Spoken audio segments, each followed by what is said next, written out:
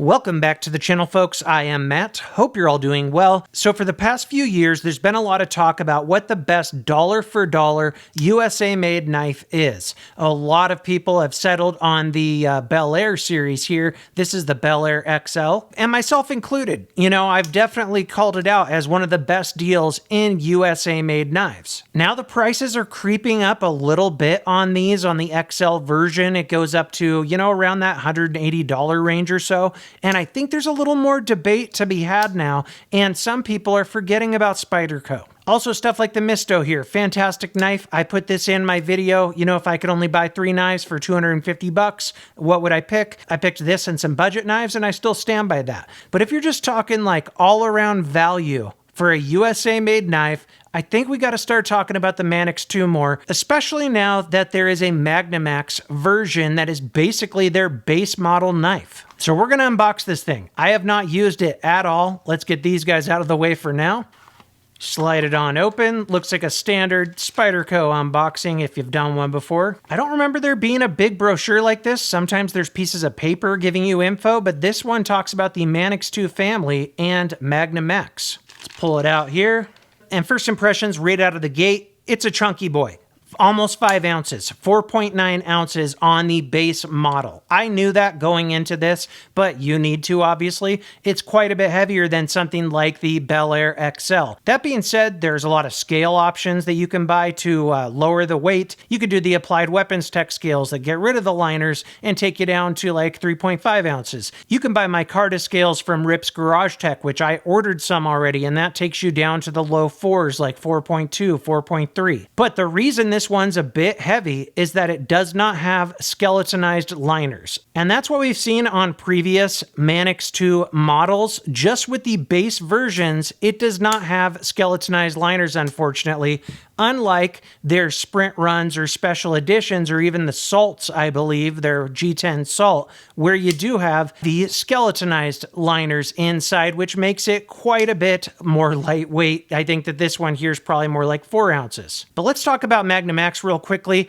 It is the new steel designed by Dr. Laren Thomas. He is the same one that designed MagnaCut. This one is basically made to maximize edge retention. The edge retention is supposed to be a little bit closer to something like S90V, so even better retention than MagnaCut, but it's supposed to have a little bit less toughness, a little bit less corrosion resistance, but not by much. So basically think MagnaCut, which is like the most well-rounded steel out there, right? So here's my G10 Paramilitary 2. This steel is supposed to have really good edge retention that's up there with like the S30Vs, S35Vs, amazing corrosion resistance, so great for saltwater environments, very moist environments, and also be super duper tough. You know, you have that triangle there of different things you're trying to nail, and this steel does it better than any other steel out there. MagnaMax basically makes the edge retention the most important part while still trying to make the other two, you know, a little bit better than,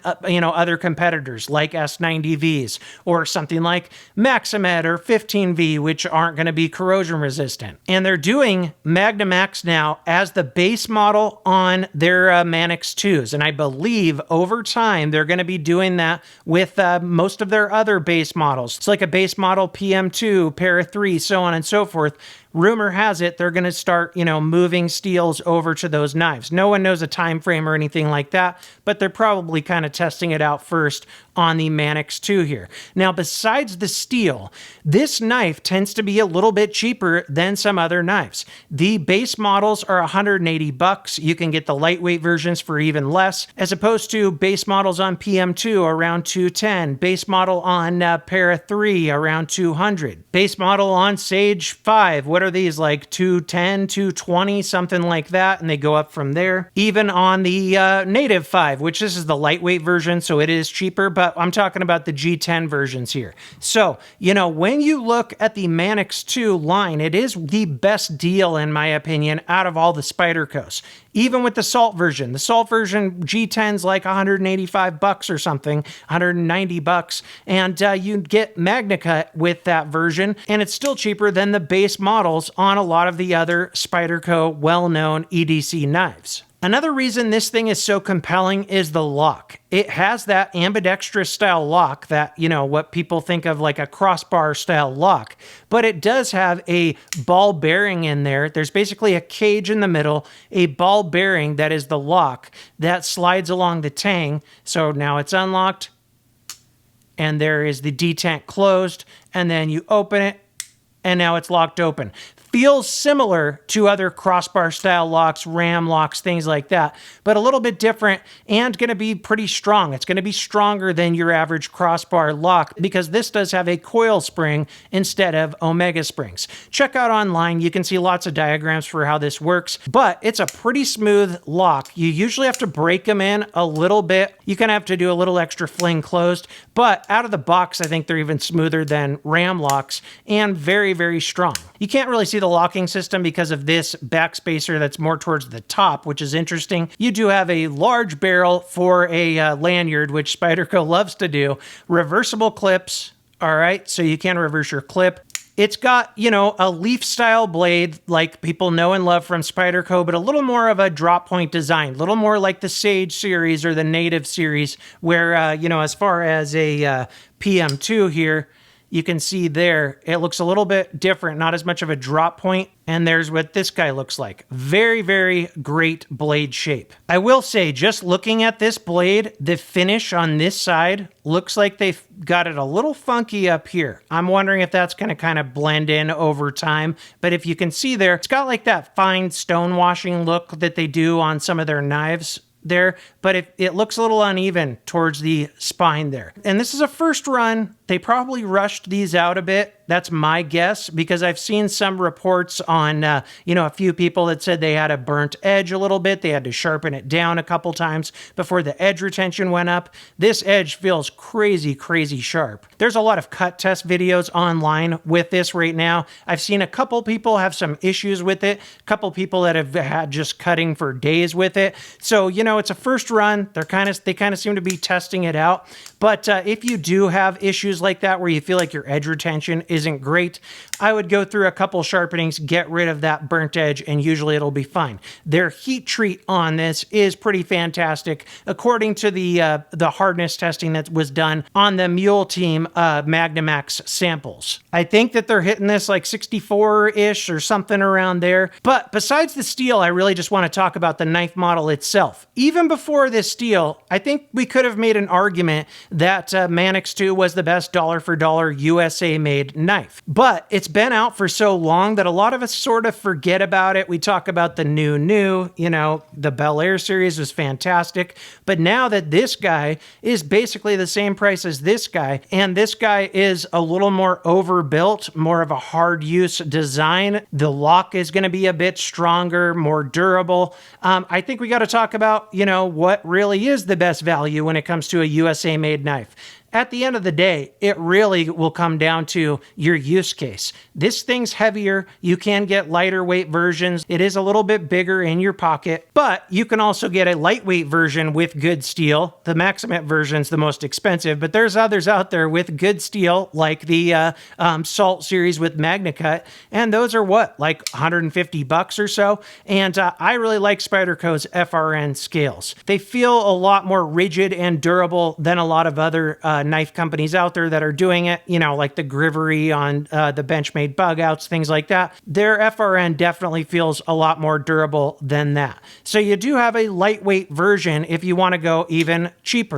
And you can get this in a BD1N version for, you know, like the low hundreds or something like that. But I would really take the step up and at least go with like the S30V version or the Spy 27 version if I were you. And it's going to be a fantastic knife. That same strong lock, designed very, very similarly, but this one has the FRN, different pocket clip, which I actually prefer the wire clips, and feels great in the hand and a lot more lightweight. For me, great for EDC. I like these lightweight FRN style knives. Like lately, I've been carrying the crap out of the Native 5 lightweight. This thing's another knife that would be a lot more popular, but I think some people are a little turned off by the back lock here, but it's still a one-hand open and closed design and actually pretty fun to fidget with. It just, you know, because it's a back lock and not a compression lock, I think some people overlook it, but those that know that this, you know, is another example of one of the best EDC knives out there. There's also a lot of sprint runs, stuff like that. I think I bought this like 7 or 8 years ago. This is the Crew Wear carbon fiber version, a little bit more lightweight, which I dig.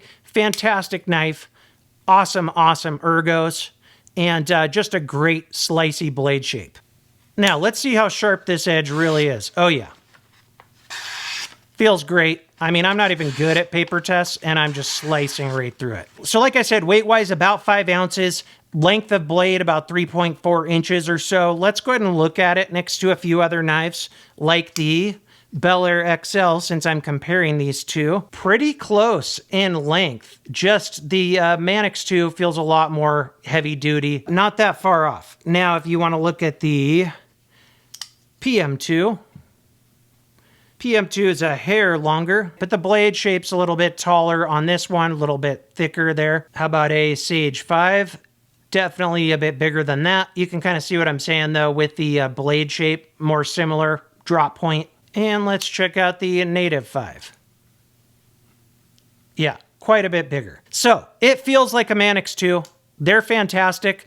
The two main downsides for me on this knife are the full liners. I know that they're trying to cut costs here and make this one as inexpensive as possible, but just start skeletonizing the liners like you do with all the other ones. I know they've always done this with the base model. Some people like it. Maybe it feels a little more durable, but I think they'd be fine just moving to the skeletonized liners, and, you know, the majority of people would prefer that. And the other thing, like I mentioned, the finish on the blade just looks a little bit off to me. It's that fine tumbled finish or light stonewash finish, whatever you want to call it, but it looks just a little bit uneven up through here.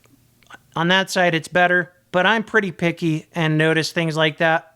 Some people might not care at all. And like I said, it is a first run. So, you know, if that's something that you're concerned about, wait until the second batch. I think most of these are sold out anyway, but I'm sure more are going to be coming soon. So I think I'm going to make the statement here.